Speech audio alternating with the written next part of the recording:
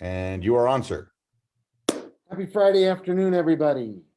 Hello, Santa Fe. It's Mayor Alan Weber from the mayor's office on a Friday afternoon.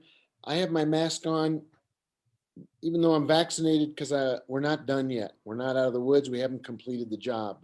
And so keep in the front of your mind the fact that we're still seeing people getting sick. We're averaging something like 7, 8 new cases a day in Santa Fe County.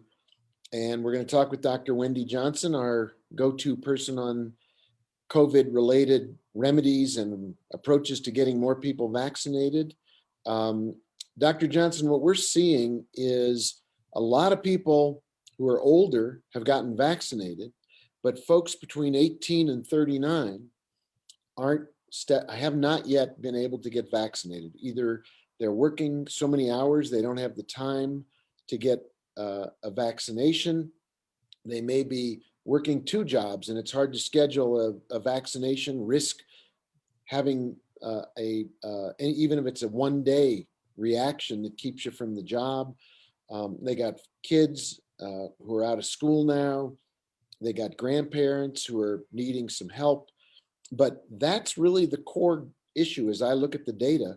It's the 18 to 39 age group that is kind of lagging, and maybe the way to get them is with Johnson and Johnson, one and done. Yeah. But why don't you, if you have any thoughts about how we can help people get that shot so we reach 75, 80%. Santa Fe County is roughly 75% for 1 shot, 65% for 2 shots. That's fantastic, but the whole state needs to get over 60% so we can open everybody up. Right. Yeah, I would say that the Department of Health now is doing a deal where they will come out to your workplace or to your church or to your any organization. If you think you'll have 25 people that want to get vaccinated, they'll come out and do it. I think they're doing Pfizer. Not sure if not sure about what vaccine they're offering with that program specifically. If they will do Johnson & Johnson with that program, not sure. But yeah, so that's one thing that I think employers could step up and take a little bit more responsibility. You were talking about people in the workforce that might not, have time to go. Would be great if the big box stores and the, grocery stores in town. I think a lot of the grocery stores, frankly, have been offering because they were essential workers. I know I have a friend that works at an Albertsons and he got one very early on. So I think a lot of the grocery stores were doing that, but a lot of the big employers in town, I would make an appeal to them to try to get the Department of Health, call the Department of Health, have them come out to the workplace so that you can just get it as a part of your job. Another appeal is to make sure that you're offering sick pay for your employees and sick time. It's better that you offer sick time for folks and allow them to take a day off after the vaccine than you have unvaccinated workers causing an outbreak in your place of work, and that gets spread out to the whole public. And none of us come to your restaurant because we don't want to be in a restaurant that promotes COVID. So the folks who the employers, I think, could really help bring us over the finish line here and support their employees in getting the vaccination. And also, we got a shortage of everybody I know is trying to hire, including the city of Santa Fe. We're looking to hire people. We've got openings. We've got money to hire people with, and our restaurants, hotels, mom and pop retail stores looking to hire people up. Give your employees the benefit of the doubt. Say, if you get sick for 1 day after your vaccination, you are more than welcome back to your job. We want you with open arms, and you will be vaccinated. So it's a double benefit. Yeah. I did talk to Nick. And let's pay people for that time. Let's pay paid sick leave, please. Not just that you get your job back, but you actually get paid for your sick leave. and there may be, Rich Brown from our community development office says that under the rescue plan money, we're exploring ways to give people a bonus check if they get vaccinated. Plus, that's awesome. Plus, you can win $5 million in the lottery. So yeah, let's not forget that. There's a lot of incentives to go get that shot. I talked to Nick from DOH yesterday on our regular biweekly call, And you're right, Dr. Johnson. If you, let's say you work in there's a group of shops in a strip mall on Airport Road, and there's 3 employees and 10 shops, that's 30 people. They'll come out with nurses and with syringes and with vaccine, and they'll come to where you are. They will fish where the fish are to get people vaccinated. So Right. this is our big full court press between now and the end of June to get up over that number and get everybody safe, secure, and really give the community the assurance that we're doing the right thing and we're really running all the way through the tape on this thing. We are seeing so many tourists in town now. The city is just booming. And the reason they're doing it is because Santa Fe County has great vaccination rates. Right. We're very But we safe. need to finish the job. And again, what we're seeing last couple of days, the 87507 zip code has again been in the top of the state for the number of cases. Last couple of days, Santa Fe has had 10 and 11 cases. So, you know, we are not out of the woods. We're not really going down. We've reached this wall kind of in terms of cases. And, you know, I don't know who obviously those people are that are in the 87507 zip code, but that's where a lot of essential workers, a lot of our hotel workers, our restaurant workers live. And so, you know, you got tourists coming from other places. Maybe they're places that aren't as well vaccinated as we are. Those folks are at risk. And so we really, people who employ those essential workers, it's really on you to take care of your employees. So I'm making a plea to those folks to make sure you're doing everything you can to facilitate your employees getting vaccinated. And some of it is younger kids too. And we got to get those people. What is the opportunity if I'm 12, 13, 14, 15, 16? What can we Right. do for our younger cohort? Again, there are a lot of events, and going on that Department of Health website, you can see all the places where you can get a free vaccine through the Department of Health, through many pharmacies have it as well.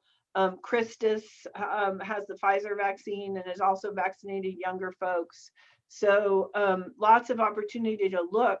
The central clearinghouse for that is the Department of Health website, and you just put in your county and you can see all the events in your county that are happening for all different ages. One of the big things that happened this last week is that, you know, a couple of weeks ago, end of May, Moderna released the other vaccine. Pfizer's approved for the 12 to 16 years old. It was approved for 16 and older before. Moderna only is 18 and over. So now they just filed yesterday with the FDA for emergency use authorization for those 12 to 18-year-olds for Moderna. So I would expect by the end of June that to be approved. We're waiting to see, wait to see when the advisory committee sets the calendar for the meeting on that to approve it. Hopefully it'll only be a week or two. That they will set the meeting, and then after that, pretty much the CDC has to create guidelines, and that takes kind of a day, or it did anyway for Pfizer. And then, you know, a day or two after the FDA approves, we should be able to give the Moderna vaccines to younger folks as well. So Right. I'm hoping by the beginning of July.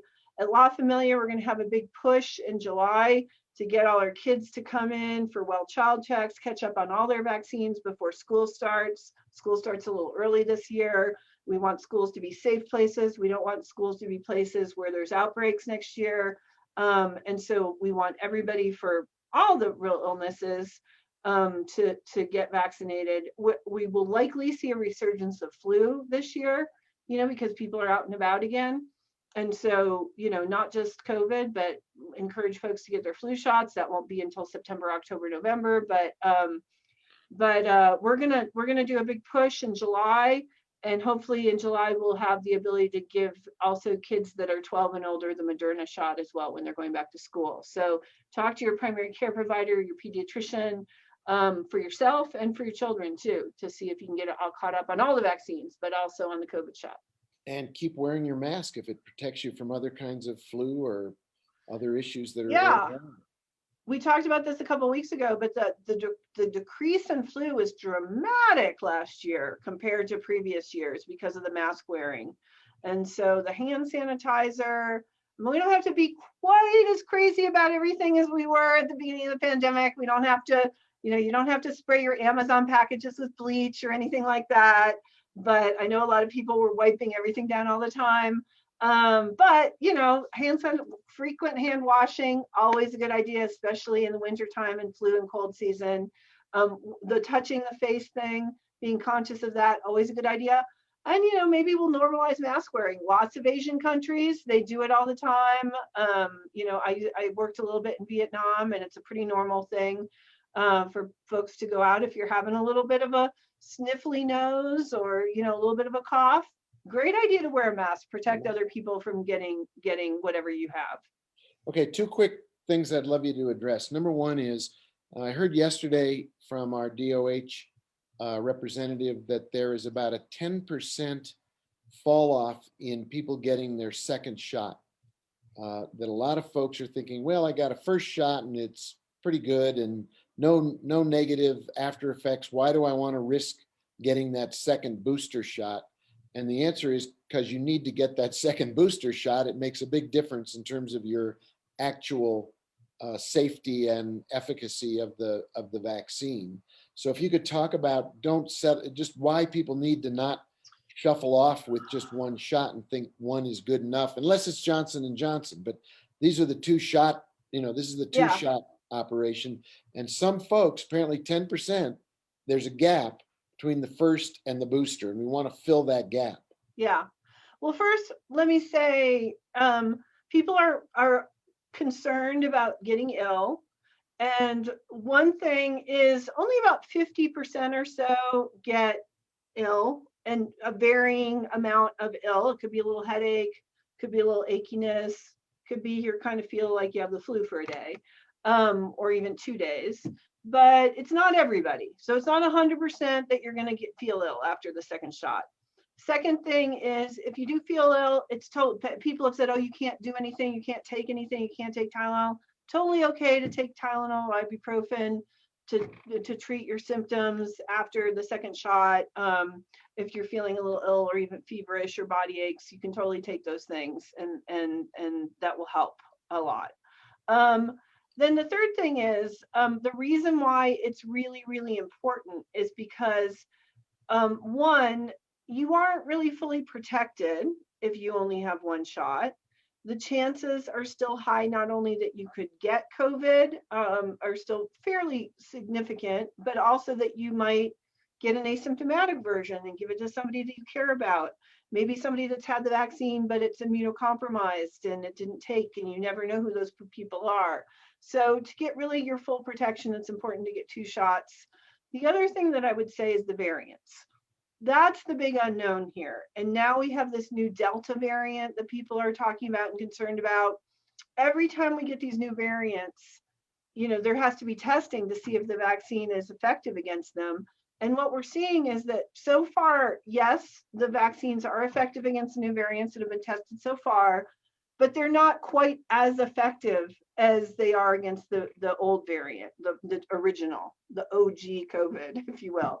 So we don't know what new variants are going to come up, and we don't know how effective, maybe 2 shots are going to be a little bit less effective against these variants. Well, 1 shot is going to be a lot less effective against some of these variants. So for all those reasons, it's still very important to get the second shot if you're taking a 2-shot regimen. The other thing I want to say about that second shot, maybe you say, oh, I missed my appointment because I had something else I needed to do, didn't get my second shot appointment, so I guess I'm not getting a second shot. You can get that second shot whenever you can, all right? Of course, it's good to get it. Really, the window that the CDC recommends is for Pfizer 21 days, for Moderna 28 days after your first shot, up until 6 weeks later. But even if it's after 6 weeks later, it's still going to be effective to get that second shot. So go ahead and get it. So you already spoke to the one other issue I wanted you to address, but maybe go a little bit deeper. There is also some hesitancy around, gee, I don't want to have negative after effects. And what we heard yesterday from DOH and others was it's really small compared to the impact of getting COVID. You might have an achy body for a day or flu-like symptom for 1 or 2 days, but don't overemphasize this fear factor of a really severe debilitating reaction. It's very rare. I remember I had 2 shots. The first one, and it was Pfizer. I had a little ache in the arm. It was like somebody punched me. And the second one, I was tired and kind of foggy headed. Went to bed at 2 in the afternoon, woke up the next morning, and I was ready to go again. So it was not some kind of a massive negative reaction. Don't create a boogeyman in your head that it's all going to be scary sickness. This is not what we're seeing with the vaccines. They're not laying people low for weeks on end while you recuperate from almost, the equivalent of a mild case of COVID. That's not what's going on. Right. And, for me, it was similar. I worked, I wish I had not, but I did. I had to see patients that day. And so, but I was, I just felt achy. I just felt like a little achy, a little, like you say, a little just like, I didn't have a fever or anything, but a little tiny bit under the weather. And for me, it was 1 day. Some people have 2 days of symptoms. Some people have real sore arm and they can't even really lift their arm for a day or two. So, put off your weightlifting and your gym time and your, if you're doing anything like that, don't schedule it for after you get the vaccine. Yeah, and there was something else you said I wanted to respond to, but now I'm having a senior moment and I forgot what it was. But I would say that it's very few people that are like really laid out, very few people that are laid out. And like I said, it's only like 50 to 60% of people that are going to get really any significant symptoms at all after even the second shot. Yeah. So I think we should damp down the myth of, don't do it, or you can't afford to do it because you might be really heavily, severely affected. It's not what's happening at all. Right. The two biggest things, I remember what it was now. The couple of things that I've heard from people why they're not getting any shot. One is the piece about it getting rushed. And I think by now, really, the experience that we have with these vaccines and the amount of information we have is really kind of unprecedented amongst vaccines. So if there were some kind of serious long-term adverse effect, we would know by now for sure. The time period that these vaccines have been studied now are equal to the time period that normally you have to do for the regular FDA approval. And I expect they will get permanent FDA approval before the end of the year. Then the other thing is, a lot of people have said, I don't know if this is common, but it's what I've heard amongst my patients. They're afraid if they get the vaccine, then they can give other people COVID. And again, the vaccine itself it's not going to infect you. It's not going to make you get COVID. Not going to make anybody else around you. Doesn't make you shed COVID. The fertility thing is another thing. There's no evidence for that at all that affects fertility. And let me see, what I do see a lot of in my clinic now is people with long-term side effects from COVID itself. So the vaccine, no evidence, over 1 billion vaccines given across the globe, no evidence of any kind of long-term problems from the vaccine, but COVID itself, very scary long-term effects in a lot of people that we don't fully understand right now. And I'm seeing a lot of patients, a lot of breathing problems, a lot of respiratory problems, a lot of mental kind of fogginess problems, a lot of body ache, a lot of syndromes about this long form COVID that we're just beginning to understand. You definitely don't want to get that. So one last offer here, Dr. Johnson. I'll see you tomorrow Okay. at the Southside Library. I'm going to be there at 11 o'clock. Doors open 10 o'clock to 3 o'clock. There'll be vaccinations. Chain Breakers will be there with bikes. Yeah, and free bikes. I heard about that. Yeah, for some people. And here's the deal: ponies. Come on. Do I get a pony with the vaccine? No, you get to. It's a library event, so you get to read to a pony. Read to the pony. You get to read a book to a pony. So come out to the Southside Library. I'll be there at 11 o'clock reading to a pony. And I've already been vaccinated, but I will be cheering on people who come get vaccinated. All right. That's what we're doing now. We're running all the way through the tape. We're going to finish this thing strong. and Great. keep on it in the future. This is not going away. This is going to be with us. So we don't just declare victory. We keep focused on health, opening, safety, economic opportunity. If you're vaccinated is great. Jobs are plentiful, but get vaccinated and come Yep. check out the ponies. All right. Well, I probably head down there after the farmer's market just to say hi and rah rah for people as well. All right, So that sounds good. we'll offer people free consultations with our own Dr. Uh-oh, watch Johnson. out. All Okay. right. Thanks, doctor. All right. We'll see you next week. Take care. Bye-bye. Thank you. Bye now. So you heard it here, folks. Get vaccinated. Get Johnson and Johnson. If you can get one and done, that's a good deal. If you can make the time to get the two-shot a variety of Moderna or the Pfizer, all good. They're all effective. They're all safe. So please, let's do it. We've got to get across 75, 80%. We're in what's called herd immunity, where enough of us have been vaccinated. We are really safe as a community. Statewide, we got to get up over 60%. Then we can really open up, have a summer filled with fun, with activities, our festivals, fiestas, music, markets, all coming back. The downtown is crowded right now. I was walking around over the lunch hour around the plaza. Tourists, locals, residents, visitors, folks from out of town, folks from all over town, coming downtown to enjoy Santa Fe. The Native American artists are back underneath the portal. It's beautiful. I stopped and talked to 3 or 4 of them, looked at their gorgeous work. I said, how's it feel to be back? They could not have been happier to be back in Santa Fe, able to sell, able to interact, able to show people what they make, the jewelry, the pottery. It's another step toward getting back to life as we love living it right here in Santa Fe. A couple things I'll call to your attention. We had a Special Olympics torch pass yesterday on the plaza. Law enforcement passing the torch to local law enforcement. Our police department was there, Chief Padilla and his team. The sheriff's department from the county was there in full force, and the athletes were there, and they were the ones who really were celebrated, the young and athletes of every age who are Special Olympic athletes coming back out after COVID, being able to enjoy the company of their fellow athletes, celebrating their abilities to compete, to enjoy their sport. It was really wonderful and very heartwarming. And the torch, literally a torch, was passed from one law enforcement agency to another.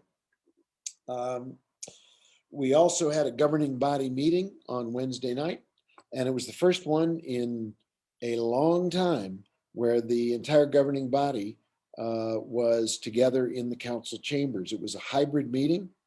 The public could tune in or Zoom in and speak to issues. The council was there in the council chambers. A lot of credit goes to our team that made it possible. Joe Abeda leading the charge with the technology, setting it up so we could get back to a meeting in the council chambers, another step toward the way we want to live here in Santa Fe. The Fuego season is in full force. There's a game Sunday, June 13th at 4 p.m. And Monday, the 14th at 6. Opening day was a blast. A lot of fun, a lot of people, a lot of good times to be had at the Fuego games. We also had a great event last week where I was able to kick a ball, play a little fake soccer with young people from all over Santa Fe. Thanks to New Mexico United for having some of their team there to work with the kids around soccer, showing them that it's a great sport. The city supports it. There was a new facility on the Midtown campus, an outdoor soccer rink, and kids loved it. Families loved it. It was a great event. So a lot of credit to the Santa Fe, to the New Mexico United team, to the local sponsors who made it happen. The fire department was there with a giant flag, and it was a great time, a lot of fun. It is also Gay Pride Month. We should celebrate that, as Councilor Lindell said Wednesday night at our governing body meeting. There was a time not too long ago where it was not something you could celebrate. It was not, gay pride was not a celebration. It was something that the gay community did, recognizing that they might be subject to people criticizing them or potentially even attacking them verbally and in other ways. It's been a long but very, very progressive journey toward equality, toward recognition of the underlying human rights that we all need to recognize and enjoy. So this month, Gay Pride Month, is something where we look to all of us, regardless of whether we're gay or straight or trans, whatever our sexual orientation and gender happens to be. We really are one common community of humanity. And it's the underlying human rights that we're celebrating and recognizing the common bond of human integrity and respect that everybody is entitled to. So wherever you're coming from, Gay Pride Month is something we can all celebrate now as we make progress toward equal rights for everyone in our community. And later this month, we're going to have a drive celebration. Looking forward to that as well. That really wraps up some of the news for this week. Next week, another full agenda. I'm going to be very proudly working with our community college early next week on a press event around Santa Fe becoming a Mayors for a Guaranteed Income city. 100 working families in our community will be eligible for a guaranteed income so that they can both attend the community college and attend to their families, learn while they support their families. And we'll tell you more about that next week. It is a major step toward equity, fairness, inclusivity, and an opportunity for people to improve their lives, the lives of their families, by being able to attend the community college, get a certificate, get a degree, while not worrying quite so much, having more support, more underlying economic security so that their families will be fed and cared for while they study to get a degree that will improve their lives over the long run. So we'll talk more about that next week, but until I see you then, please enjoy the weekend. It's going to be a scorcher, so stay safe, wear a hat. Remember, we have not stamped out COVID. We continue to need to bend the curve, bring down the infections, the spread rate. We're now at, as Dr. Johnson said, we're in the neighborhood of 10 or 11 new cases per day, and that's concerning. So please remember, get vaccinated. If you are vaccinated, continue to encourage others in your family and neighborhood, your co-workers, your fellow churchgoers to get vaccinated. Continue to wear a mask as a symbol that you understand we're not out of this yet. And while you're doing that, feel good about getting out and enjoying Santa Fe. Our parks are open, our ball fields are open. Our Parks Department is working to make sure, to the best of their ability, we can be clean, welcoming, safe. We're ramping up as quickly as we can to make sure that this summer is a fun, family, fun-filled summer for everybody in Santa Fe. I will see you next week. Stay safe this weekend. Take care of yourself, take care of your family, take care of the community, and together we will all take care of the city we love, Santa Fe. Be well, stay safe. See you next week. Take care, everybody.